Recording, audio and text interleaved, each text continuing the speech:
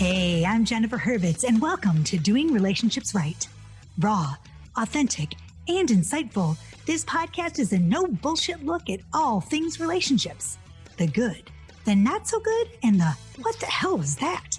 No worries, I've got you, and we'll figure it all out together without taking ourselves too seriously here on Doing Relationships Right. Are you frustrated with online dating? Confused by all the new apps and fancy dating sites? Do you find yourself choosing the wrong person again and again? Well, studies show that hiring a dating coach can maximize your online dating experience. So no worries, I've got you. And I've created a virtual course called Doing Dating Right. It's a 5-video series that you can complete at your own pace in your own space, right at home. How to write your online dating bio, pick that perfect picture, and so much more. Want more info? Go to my website at jenniferhurwitz.com.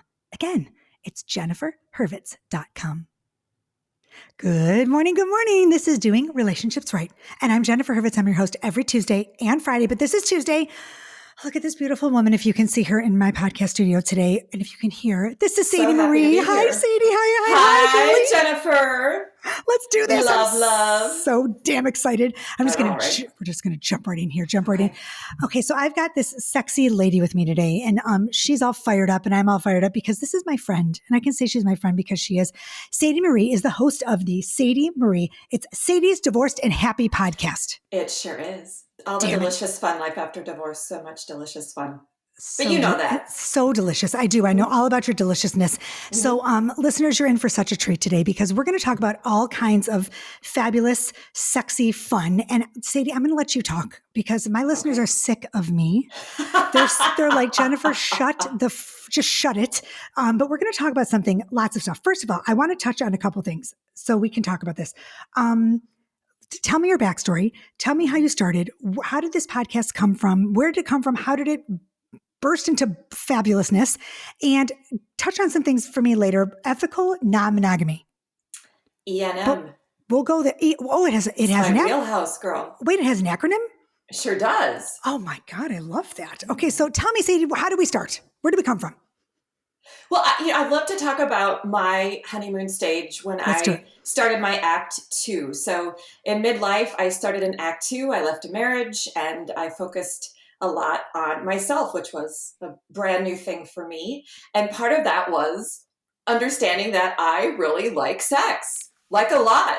I love with myself, with others. And my opinion on sex really shifted because I was raised, I don't know about you, but I was raised to be a really good girl. My dad is a retired minister. I know the backstory goes way back, Jennifer. I didn't know that. I know. Lutheran, ELCA. So, and I lived in a small town and I was, watched all eyes on me, right? Being the minister's daughter in a small town. So I was conditioned to be very good, especially around sexuality. Okay. And I can honestly say that I did not start really fully understanding what sex could be like until I was about 46 years old. I know. It's so true. And but I think this is like the perfect coming out for you because sex positivity is all the rage right now. It is. And I love it because if I would have been given that gift as a girl by culture years ago, what would my experiences be like now around relationships? Because sex is such a huge, as you know, being an expert in this field, sex is such a huge component in a healthy relationship. Absolutely. And if you don't have a healthy sexual identity, that is a huge barrier to connecting with someone, especially a man who has been given so much permission from culture to be a sexual being. And so has really evolved that part of himself, right? Which I'm happy about. That's fantastic. So for me, having this Act 2 and having the freedom to explore my sexuality has been such a gift. I mean, can you just see my energy? I'm like, yes, I love it. Yes. I love it. And that's why I love you. I think we connect on that level. So yes, I love it. Okay, so you started keep going. So that sexual renaissance really sparked something in me where I wanted to talk about this topic, this hot, juicy topic. I like to say burning questions, burning topics. So I love talking about this with my girlfriends, and I have started informally what I call a sex club. In fact, my sex club met on Monday, and it's such a great space because, women, we get a book and we talk about the book and that's, fun bonding experience, but we don't really tap into things like sexuality, I don't think, as women in groups. Right. Where we can really freely talk about it without judgment. Agree. And you know what's funny to me, and I was going to tell you this the other day, is that when I was married, we used to get together and talk about the sex we didn't have. Right. We used to talk about complain. Complain, the negative stuff. Like, oh my God, he didn't make me come. Or, oh my God, it was like, I was so bored. It was so boring it is. Right. Right. Right. Do you understand? I was like, oh my God, it's been 6. But then, and then also, like, I feel like everyone was lying about it. Like the girls who were like, oh my God, I have it all the time. We have sex 5 times a week. I'm like, you're a lying bitch. You're lying. Right? Well, yeah. I mean, I don't try to look too back on my marriage in the sense of like, what if I would have been more, but now it's like, wow, I have this awareness. I have this appreciation for this part of myself that and freedom. And so it's fun to share it with other women. And I think that the more we have these types of conversations and normalize it, and sex positivity is wanting that, right? Amazing. Being a sexual person is a positive thing. Just like being emotionally in tune with yourself is clearly a very positive thing. And you look at men and their experiences, and this is one thing I've learned on my podcast, and I'll go back to what initiated the podcast, but what I've really learned is that men in midlife are really wanting to become more emotionally available, and we as society need to give them spaces. Like I have my sex club, so it's my free, my safe space. I have my podcast. I go on other podcasts. I talk about my sexual renaissance all the time. I love it. Because I want to normalize it. Like this is normal, being a sexual being. So yes. I have a question for you before I'm interrupting you, because here's my thing. So do you feel like women don't judge. Some women judge other women, but I feel like, do you think that men judge us too? Because I feel like sometimes men judge me less than other women when I say I'm sex positive and I talk about my sexuality. How do we stop that, in your opinion? Talking about it more? Well, it's conversations like this. Absolutely. It's organizing what I call a sex club, which is something that I want to bring out more into the world and for my listeners to participate in. So that's something I'd love to talk about a little bit later. Okay. But, I think it's just having these candid conversations and just owning it and showing that joy around it and comfort. I think also just recognizing that women, a lot of women have been sexually assaulted. I have not been. And so that isn't my experience. And that, and having that sensitivity that had I been, maybe that I'd have a different journey. So it's having that sensitivity and also having that safe space. So I think that all those things help women and men in relationship move forward to more positivity in general. Okay, so go back. I keep interrupting because I have so many things to ask you. Okay, so the podcast came about. Yeah, so I just felt so much joy, happiness, freedom after divorce. It wasn't like it was all, a walk in the park. I clearly have had my grief. I've done my work. I've seen my therapist. I continue to see a therapist. All those things just to continue to grow me as a human. But what was the message that I want to put out to the world is that life after divorce, there's so much positivity. There's so much possibility. There's so much new things to learn. I've met so many cool people like you. I never would have met you. I know, Boy, would I have been missing out had I never, started an act 2, a new chapter in my life and started a new thing where I put myself out there through a podcast, telling my story, inviting others to do the same. And, that's what my divorce has given me. And just a better understanding of myself through that process is that I have a voice and I want to share my story. And, our stories are interconnected, but they're still our individual stories, but we can learn from each other. And we find these common themes like around sexuality, like around emotional intimacy, like around how we want to date now in midlife or what we want from a relationship that's different than in our 20s, especially, what we want in a relationship with ourselves. And I'm sure with your listener, you talk a lot about knowing self. You have to know yourself well first, right? Obviously, Absolutely. You know this, in order to have a positive relationship with a significant other. So I'm still on that journey, which is why I'm still ethically non-monogamous and not monogamous. Look at that because segue. I'm still learning about myself. Okay, can you tell that you're a podcaster? I love having podcasters on because it was just that beautiful segue that you just did for me right into the... I know. Because I just was like, oh, look at you. Everyone listen to this. You're just a fantastic guest and podcaster. So ethical monogamy, I can't even say it. ENM, ethical non-monogamy. So Yes. it just rolls off my off your tongue because I've been saying it for 3 years now, Right, Jennifer. So here's the thing. I don't know if I explain first of all to my listener what it is. And then I'm going to say, I don't know if I believe in it or if I don't. Okay. Do I? Sure. I'm not sure. You tell me. We'll find out. Let's We're going to find out right now. Here we go. I'm not sure. Go ahead. Okay. So ethical non-monogamy is when an individual like myself chooses to date knowing that I am not at this time seeking a monogamous relationship. I think oftentimes people go into dating which is great. They're seeking a monogamous relationship. They want to have that type of dynamic in their life. I right now am not seeking that. So I feel ethically when I'm dating, I need to share, like, I'm ethically non-monogamous. I'm dating other people. Right now I'm dating to just have new experiences, to learn more about myself. Dating has taught me so much about myself. And I don't want to set someone down the wrong path because I am the type of person where I will meet you and be like, well, what do you think about that? Well, how, and someone will engage with me right away and they might feel close. And I divulge things appropriately. I'm all about appropriate, disclosure, sure, right? Sure. Healthy disclosure. Yep. But I am a curious person and I ask the deeper questions and that can lead to people feeling more intimate, more close to you, right? When you ask kind of beyond the surface. Right. So I also like to kind of set the stage where I am a curious person. I want to get to know you, but you're not the only person I'm getting to know. Right. And you should know that so that maybe if you don't want to get to know me in the same way, you can choose otherwise. I love this. Okay, so I have so many questions for you. So basically, you're doing exactly what I tell my clients. I tell my clients when they go on date number 1, date whatever, to explain, to put it out there exactly what you expect out of your relationship. Mm-hmm. I just say it the opposite. So because most of my clients are looking for a relationship, monogamy. So they say on their first date, look, I'm looking for a relationship. If you're not interested. I need to clarify something. Please. I am looking for relationships. Oh, okay. I'm just not looking for monogamy. Okay, so we're talking about sex specifically. No, I want intimacy. I want emotional connection. No, I'm talking, okay, so you want emotional connection, but you want it with more than one person. Correct. I want more than one relationship simultaneously. Okay, so so you do actually want the entire relationship, not just, okay, so let me ask questions because I'm confused. So you want to have sex and the relationship, but just with more than one person. Correct. Okay, so.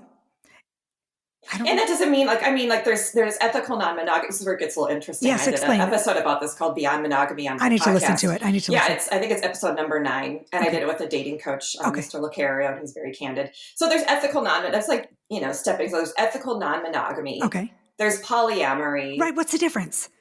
Sure. So ethical non-monogamy is more, I'm dating not necessarily to seek love, but I am dating to get to know people, to get to know myself, to have new experiences. I see. Maybe that will lead to love. I'm open to that. Okay. I'm not anti-love. I see. But I'm not just on this traditional monogamous path.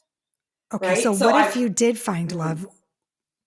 Yeah, and you can find love in polyamory. So polyamory is more, I have more than one loving partner. I have maybe a primary partner, and then I have a secondary partner, and we have a loving relationship. Yes. We have emotional intimacy. We're clearly sexually connected.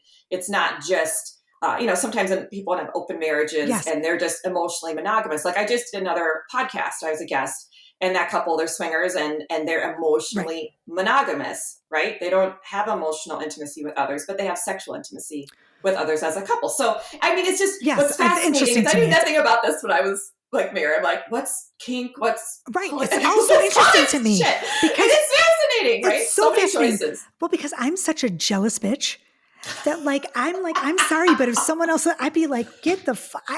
I think you have to know who you are. Oh, you have to be really strong in yourself. That's one thing this journey has taught me, because I have partners and we're ethically non-monogamous, and I've learned through this experience, because I've tried a bunch of things. Like I used to be like, oh, tell me about who you're dating, and I want to and then I'm like, okay, I don't really want to know. I don't really want to know. I don't know. I really don't want to know. So now I'm like, yeah, I don't need to know. No. I already know, so I don't need to know. No, you don't. I'd be like, la, la, la, la, la. Right. Like I have a great imagination, so I got it. Have fun. Work it out. Okay, but questions for you. So that's my question exactly. So what happens when, okay, do you ever get to the point where you're like, I just want to be with you, and I don't want just that. What happens then? If co-parenting during a pandemic taught us anything, it's that you need proof your kids are safe. With alcohol abuse on the rise, many co-parents are turning to the no-nonsense system committed to providing proof, protection, and peace of mind. SoberLink's alcohol monitoring system is the most convenient, reliable, and reasonable way for a parent to provide evidence that they are not drinking during parenting time. SoberLink's real-time alerts make it easy to negotiate with any party. Judges rest assured that the child is safe. Attorneys get court-admissible evidence of sobriety, and both parents have empowerment and peace of mind. Do divorce right and trust the experts in remote alcohol monitoring technology to keep your kids safe, happy, and well-adjusted. To download the guide, 5 non-negotiables for embracing a new normal that I developed with SoberLink, visit www.soberlink.com/DRR. Well, I haven't quite gotten to that place yet. I have gotten to a place where I really like someone, and that's been like a new thing for me. I'm like, I really like this person. But that's more about, I need to work out things in me, because if I have like my insecurities or my inability to maybe to communicate something, and so I see it like, okay, I have this great opportunity to practice with this person. We're on the same path. We're kind of looking for the same things in the sense where we're not really ready to have a committed monogamous relationship, but we still want to connect, have meaningful connection, great sex, great conversation. So that's awesome. Yeah. I so love for this me, episode. It's like I have this opportunity to grow as a human, without needing you to be A, B, or C. Yes. I think for me, before I can get back into a monogamous relationship, I'm just going to own it. I need to learn to have a lot of comfort with myself and really fulfill myself in ways that maybe I wasn't as good at when I was married or in other monogamous relationships, and needing the other to do things that maybe weren't fair, that I needed to have those fulfillments through other people or through other experiences, through myself. And so I've just learned until I have like this really strong comfort with myself. And I'm growing, girl, over here in St. Paul, I'm like Minnesota. listening to this. I'm like, I'm thinking about some clients right now that I think this would work beautifully for. Yeah. Because not everybody's ready for monogamy, and then they sabotage it because they're really not ready, right? Where if you have this freedom to be like, right now I'm ethically non-monogamous, I'm choosing to learn a lot about myself, I want great connection. Like, you can have those things in ethically non-monogamous relationships. It's not just about my head is. Can we swear on the show? You're swearing. Of course I'm swearing. Yeah, what do you mean? It's not just about fucking fucking, right? Yes, it's way beyond that. Yeah. I'm way beyond that stage. Like, that was like my first season after divorce. Of course, like, that was everyone's. That was everyone's. I'm like, let's go. Tramp stamp on us and bust out into the bars. So, I had a great time doing that, but that's not my lifestyle. Okay, I have a question. You're going to think I'm crazy right now because, of course, I know you. Did you ever think about doing coaching on this? Because I think you'd be fantastic. Because I'm sitting here going, on ethical non-monogamy? I think you'd be amazing.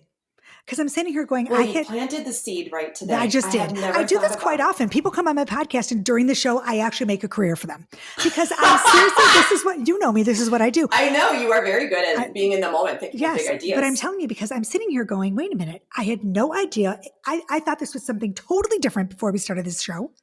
Truly? And now that honestly, look at my face, I'm not lying. Had no clue. I thought it was something like you just like slept with a bunch of, I had no idea.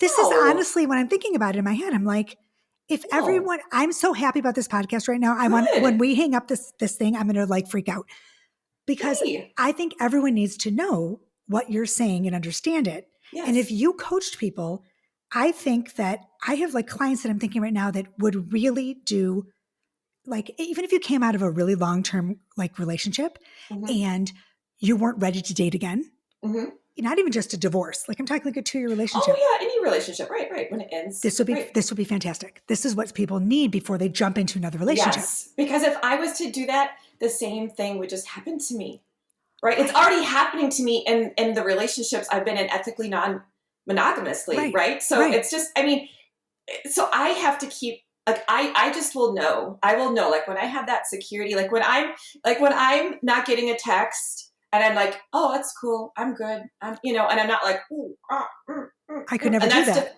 I'd be like, where's the text? Where's the text? Yes, see, and I've learned about like avoidant attachment styles. That's what I'm gonna say. It's avoidant attachment style. Yeah, and so I'm like, okay, right now this is about me. This has nothing to do with this person. Absolutely. I'm just going to own my stuff, and I'm going to do my self-care, and I'm going to journal, and I'm going to reach out to a friend, and I'm going to take care of myself, because there's something in me that's needing something, and I can fulfill it for myself through the network I've created, through my own creative mind, through my knowledge that I've learned through therapy. Like, I think we limit what we can do for ourselves in so many ways. And ethical non-monogamy has taught me I don't have to limit myself, and I don't have to limit someone else. My mouth is like on the floor. It's very empowering, honestly. I've learned so much by choosing this path, honestly. It's almost like helping you create a secure attachment style. Yes. And isn't that the goal? So that when I have someday, if I do ever, who knows, I'm open, have a monogamous relationship, it'll be very different. Because you'll already know how to you'll have a secure attachment style. Yes. You'll know how to like self-soothe.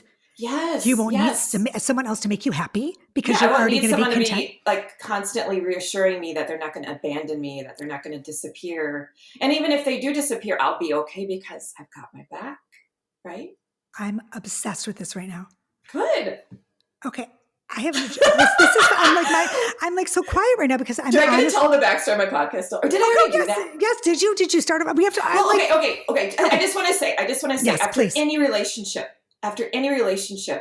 you have a choice to invest into yourself, as you know this. Yes, of course. Or to again try and get those needs met from someone else. Right. So what I have chosen to do more than not, I would say, is invest into myself. And so I had what I call the honeymoon stage after my relationship, where everything was just more exciting and delicious and colorful and magical. And that's because I was coming more into myself.